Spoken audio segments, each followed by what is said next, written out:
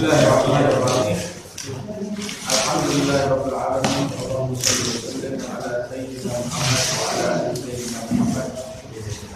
Nawaitu ta'alluq wa ta'liq wa naf'a wa intifaq wa tadabbur wa tafsir wal ibadah wal istifadah wal hasanah fi kitabillah wa sunnati rasulillah sallallahu alaihi wasallam wa qira'a mardanihi wa thawabihi wa tawfiqihi.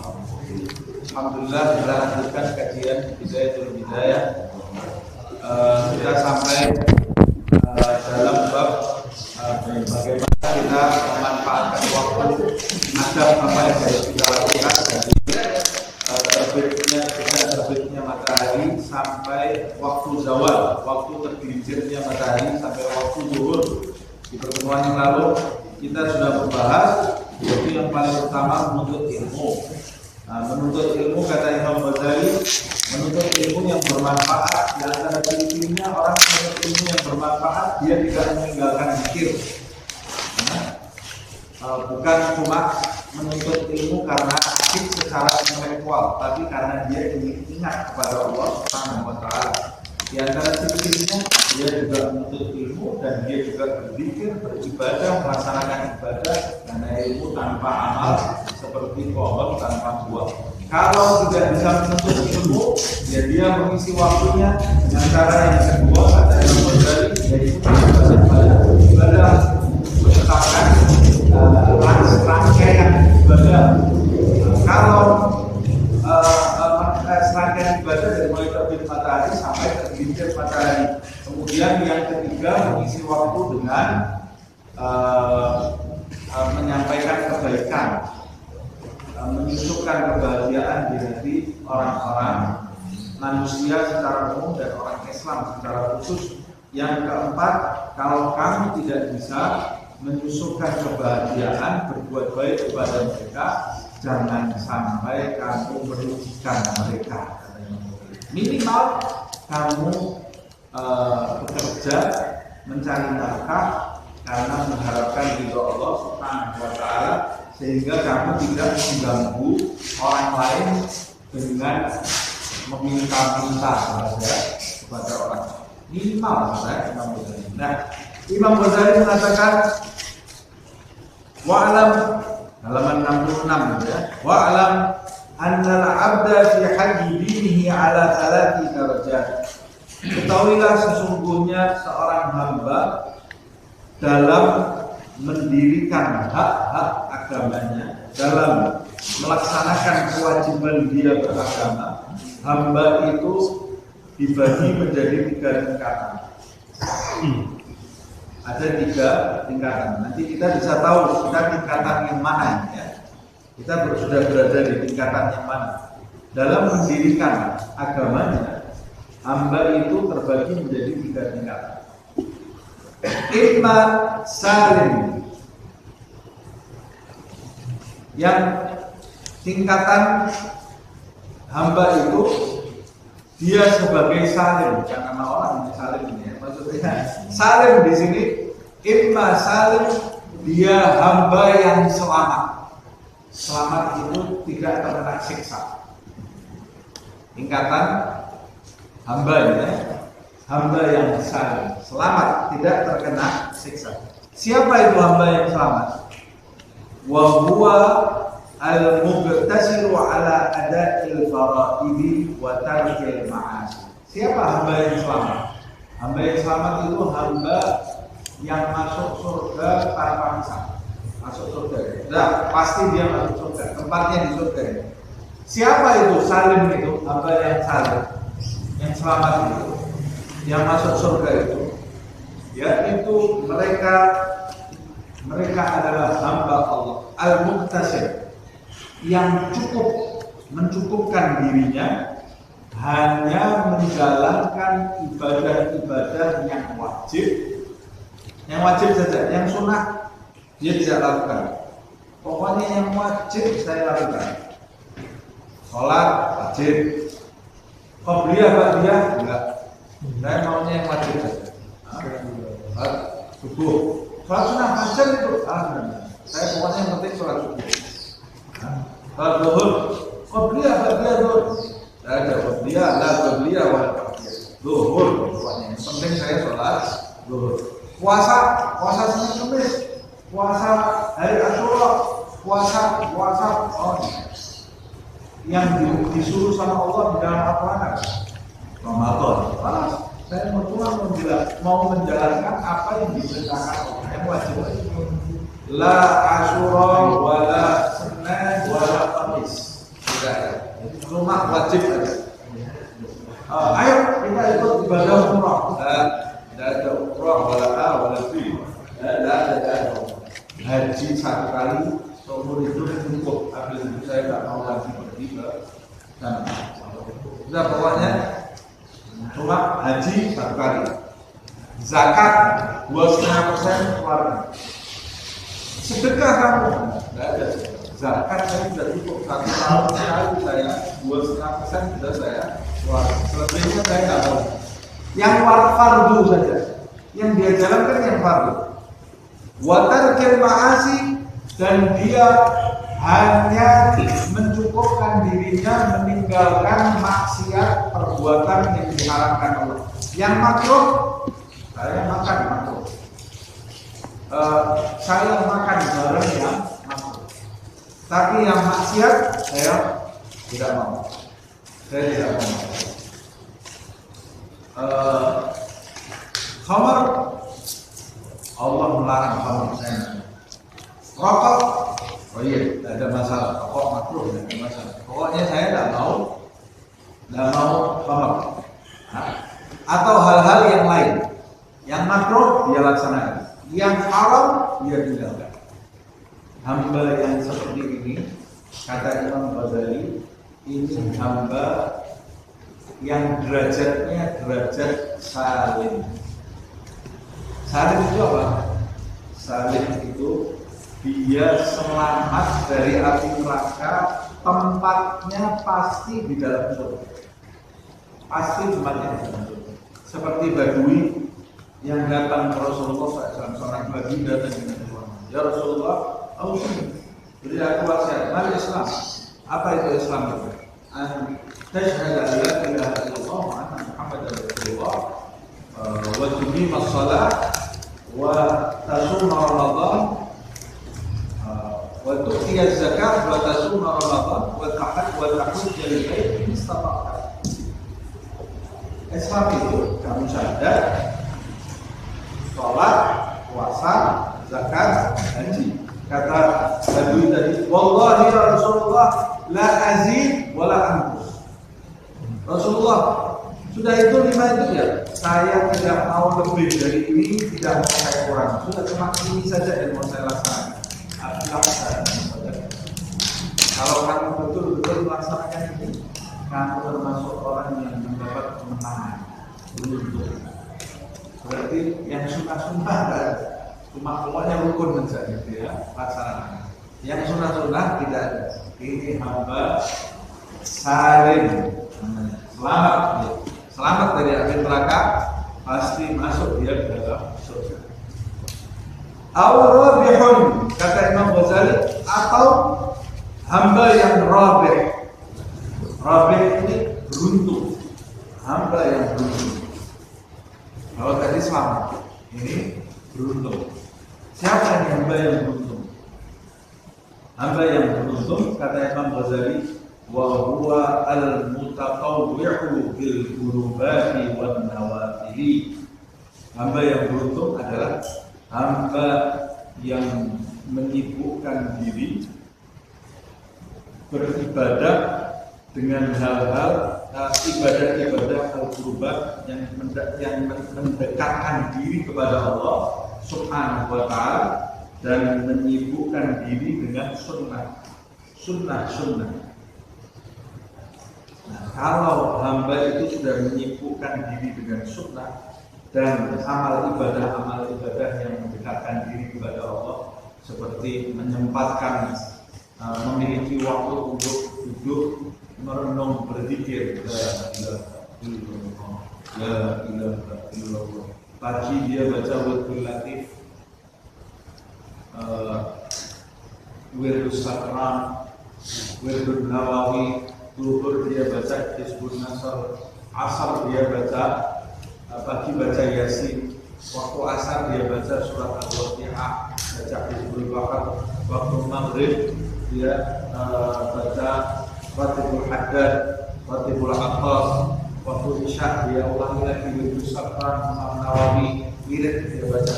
Terus dia punya waktu bersolawat kepada Rasulullah, dia punya waktu untuk membaca zikir la ilaha illallah. Sebelum sholat subuh dia perhatikan sholat sunnah fajar, sebelum zuhur ada dia waktu duha dia sholat sunnah duha, sebelum asar dia asar, setelah maghrib dia maghrib, setelah isya dia isya, sholat witir dia perhatikan, sholat tahajud dia perhatikan.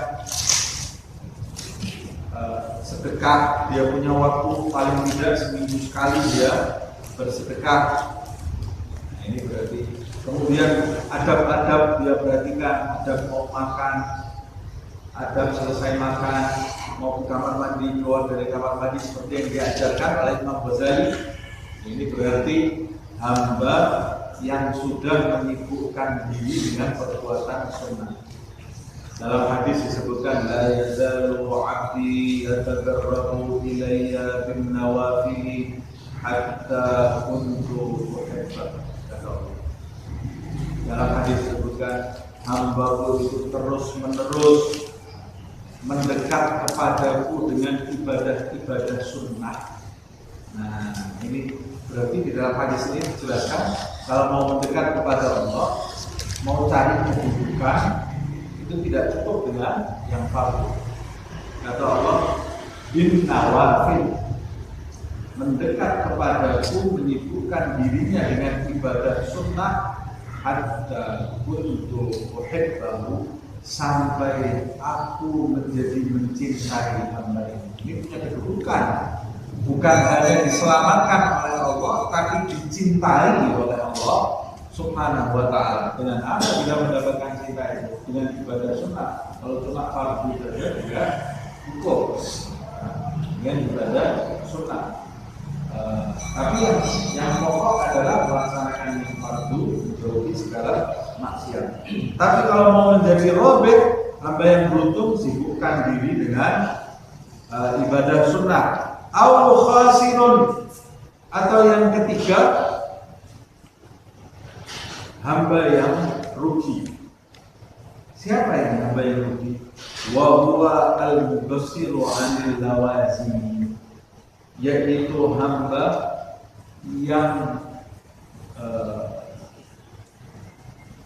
tidak cukup dalam menjalankan yang lazim, yang wajib, kurang dari yang wajib. Kalau sampai yang wajib saja, yang fardu kamu tinggalkan, atau ada maksiat yang kamu terjang, maksiat yang kamu jalankan, berarti kamu termasuk hamba yang standar yang sudah ditetapkan yang wajib saja kamu masih belum mencapai. Bagaimana kamu mau sibuk dengan sunnah? Kalau kamu yang wajib saja belum kamu capai, maka kamu termasuk tingkatan hamba yang ketiga dalam memenuhi mendirikan agamanya di dalam hidupnya. Tingkatan hamba yang ketiga apa? Hamba yang khasir, rugi. Ini kalau kita berada di tingkatan yang ketiga ini, berarti ini ada hisabnya. Nanti diteliti. Nah, kalau dihisab, kata Rasulullah SAW, tidak terus lukis. Hamba itu kalau sudah dihisab, itu berarti ciri-ciri dia mau mencicipi neraka. Nauzubillah min dzalik. Semoga kita masuk ke surga semua bila hisab, wala fitnah, wala kitab, wala adab, insyaallah. Nah, tidak ada yang mampu dihisab oleh Allah Subhanahu wa ta'ala, juga dihitungkan amalnya. Itu berarti sudah, kalau orang itu kalau sudah dicari-cari kesalahannya, pasti kan ada salahnya ya. Kalau sudah diperhitungkan amalnya, pasti ada salahnya.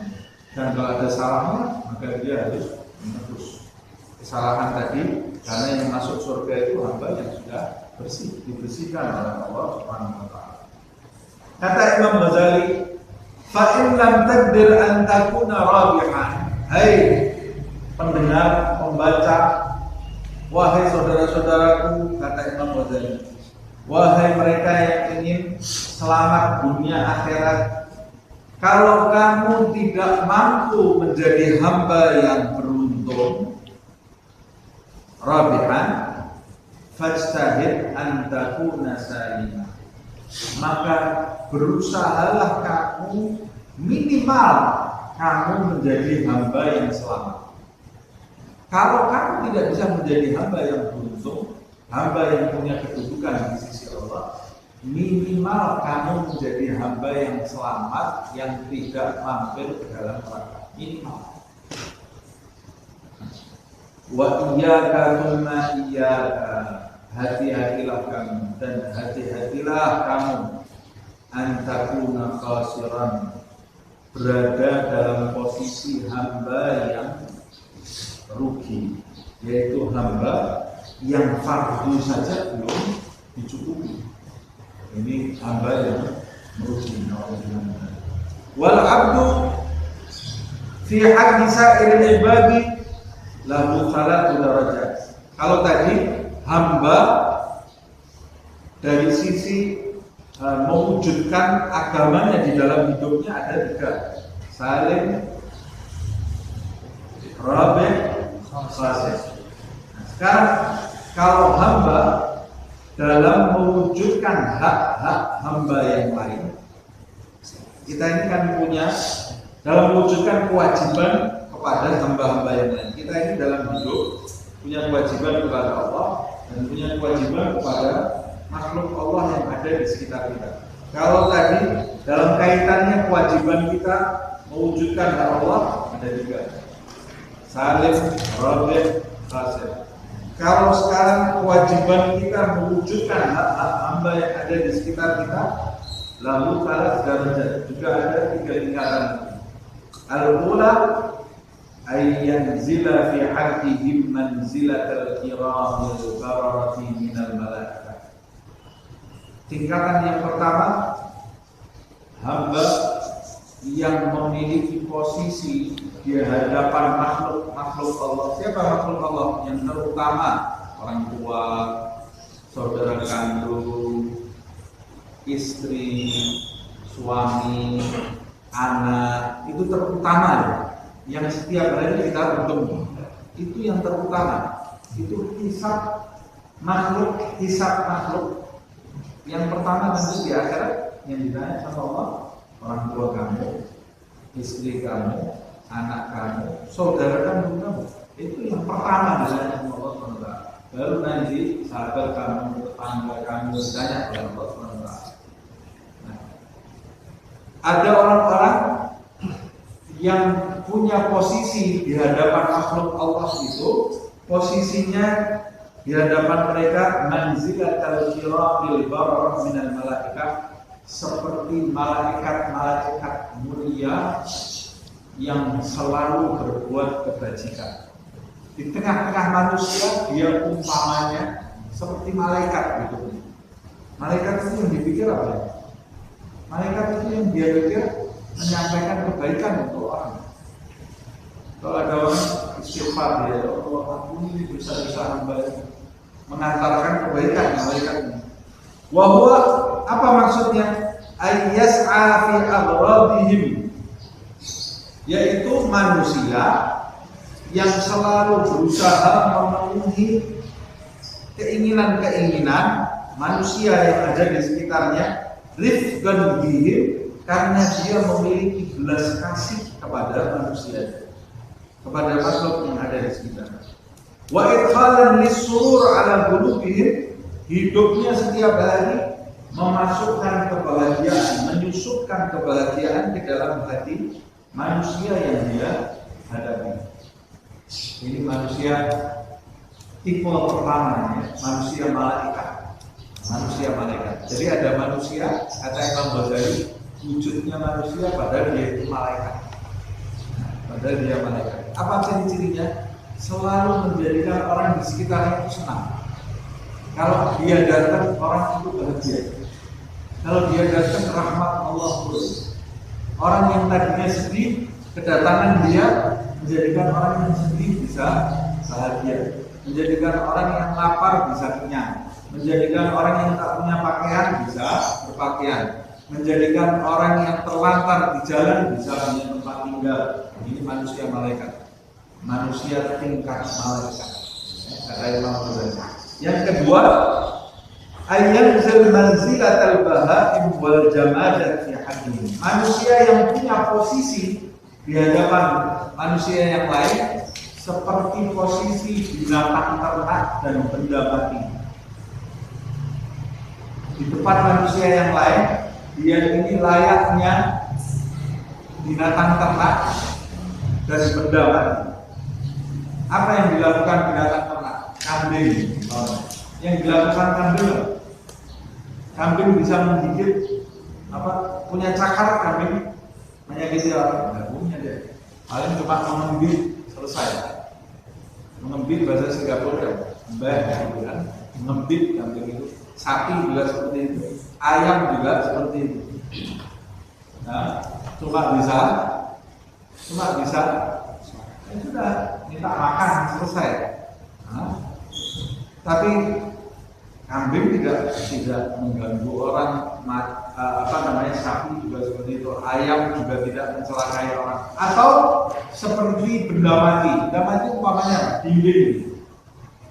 Dinding ini kalau ada orang jatuh di depannya, umpamanya di depan dinding tadi, dinding itu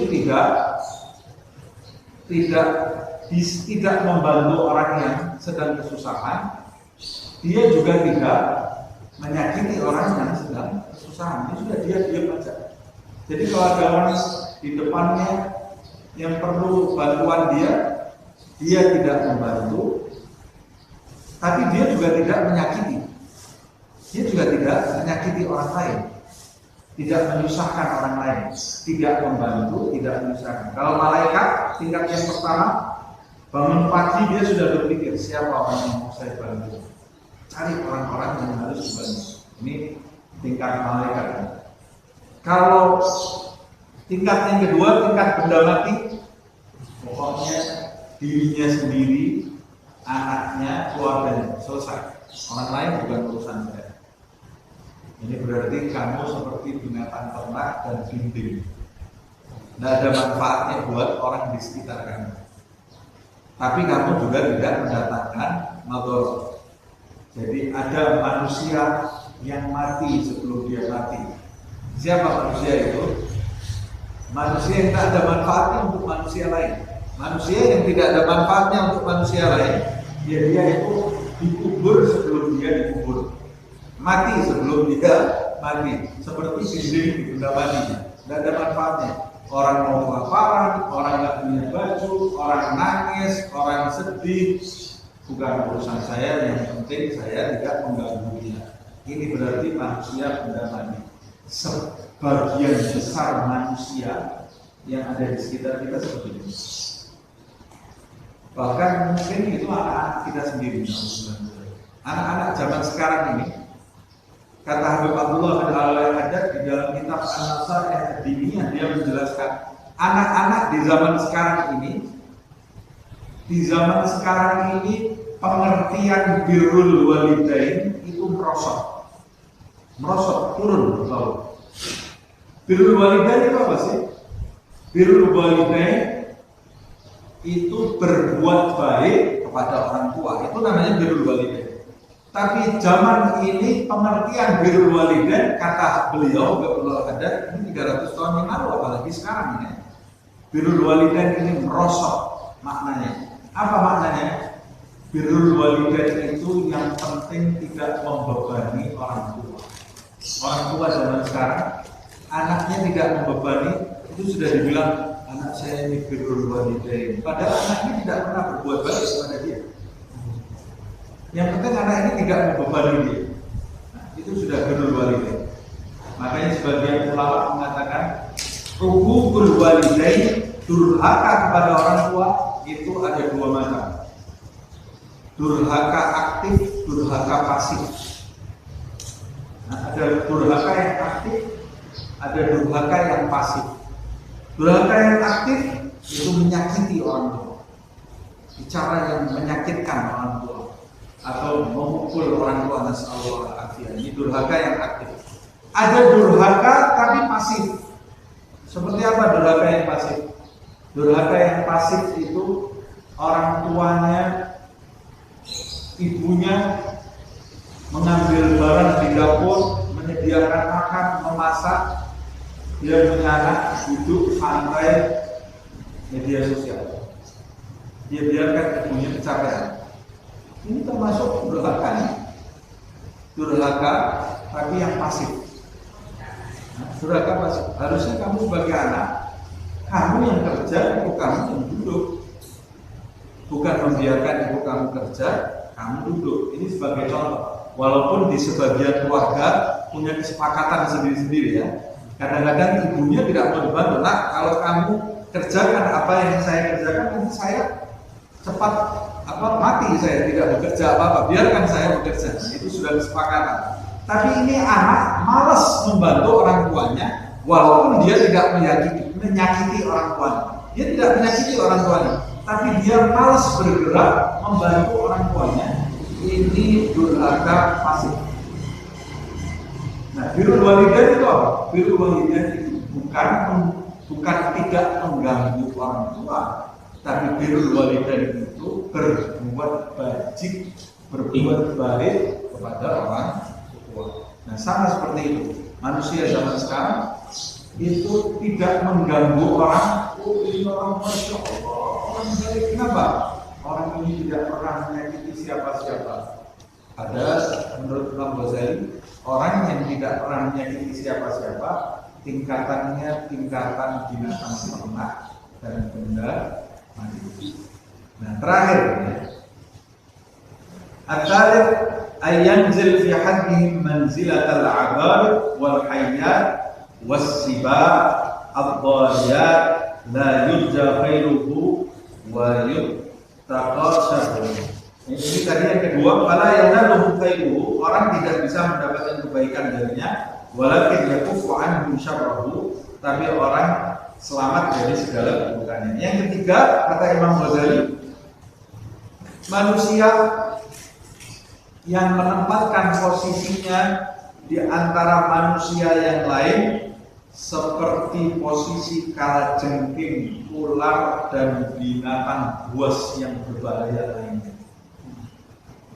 Jadi ada manusia malaikat yang selalu mendatangkan manfaat, manusia benda mati atau binatang ternak yang tidak memberi manfaat dan tidak juga mencelakai orang lain. Yang ketiga ini manusia kalajengking dan ular. Nah, wujudnya manusia padahal hakikatnya yaitu kalajengking dan ular. Siapa mereka? La yurja khairuhu wa yutaqashahu.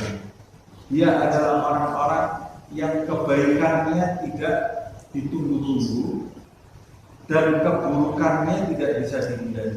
Setiap dia datang ke satu tempat pasti ada orang nangis. Orang tadinya bahagia, dia datang menjadi nangis semua orang. Nangisnya bukan nangis ingat akhirat, tapi nangis sakit karena kata-kata dia. Dia tidak berbicara kecuali menyakiti hati orang. Dia tidak berbuat kecuali merampas hak orang lain. Sedekah juga tidak, menolong orang tidak, merampas harta orang tidak. Manusia seperti ini adalah manusia kalajengking dan ular. Alhamdulillah, menghindari. Jangan sampai kita tergolong manusia yang ketiga sebagai penutup. Fa'in lam takdir ala an taltahiq bi ukhjil malaikah fahdar an tanzil an darajatil bahaimi wal jamadat ila maratibil abadibi wal hayyat. Kalau kamu tidak bisa mencapai posisi malaikat di antara manusia yang lain, maka berhati-hatilah kamu turun dari derajat binatang ternak dan benda mati hingga kamu mencapai derajat kalajengking dan ular. Kalau kamu tidak bisa jadi malaikat, minimal kamu jadi kambing di antara manusia yang lain. Minimal kamu jadi benda mati di antara manusia yang lain. Tidak bisa diharapkan manfaatnya, tapi kamu tidak merampas hak orang lain. Hati-hati jadi kalajengking dan ular. Tapi jangan kemudian kata Imam Ghazali, fa in radita li nafsika nuzul min a'la ilyin fala tarda laha bil hawi ila asfal sabr. Kalau kamu ridho, ya ini ada kata-kata ini. Kata-katanya, kalau kamu rela membiarkan posisi yang tinggi, jangan kamu rela membiarkan diri kamu jatuh di tempat yang paling rendah. Jadi harusnya manusia itu rela nggak membiarkan posisi yang tinggi terlewatkan di dalam hidup. Harusnya dia tidak rela. Ini bukan dalil kita ambil yang tengah-tengah saja. Yang penting kita tidak menyakiti orang. Sudah saya cukup. Jangan puas dengan tidak menyakiti orang. Kalau kamu mau benar-benar menjadi manusia, jadi manusia yang bermanfaat. Tapi kalau kamu masih tergelincir dari posisi yang pertama, jatuh ke posisi yang kedua, kamu belum bisa terus memberi manfaat kepada manusia. Jangan sampai kamu lewatkan posisi yang kedua. Jangan sampai kamu turun dari posisi yang kedua ke posisi yang paling rendah, yaitu mendatangkan madarat bagi orang lain. Fara'allaka an tanju kafafan la laka wala 'alaika. Minimal kamu ini selamat dengan posisi kamu la laka wala 'alaika. Apa yang maksudnya? Dan ada manfaat untuk kamu karena kamu tidak, kalau kamu tidak memberi manfaat untuk orang lain, berarti kan tidak ada manfaat untuk kamu juga nanti di akhirat. La laka, tapi wala 'alaika. Kamu juga tidak punya tanggung jawab karena kamu tidak pernah menyakiti orang lain. Nah, minimal la wala 'alaika.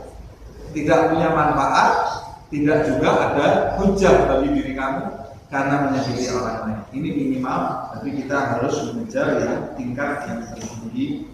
Saya kira di sini karena saya dapat kabar dari Abdullah sekarang tidak ada pertanyaan, makanya diperpanjang ya. Hidayah, mudah-mudahan kita termasuk orang yang mendengarkan nasihat dan melaksanakan dalam kehidupan sehari-hari. Wallahu a'lam bishawab.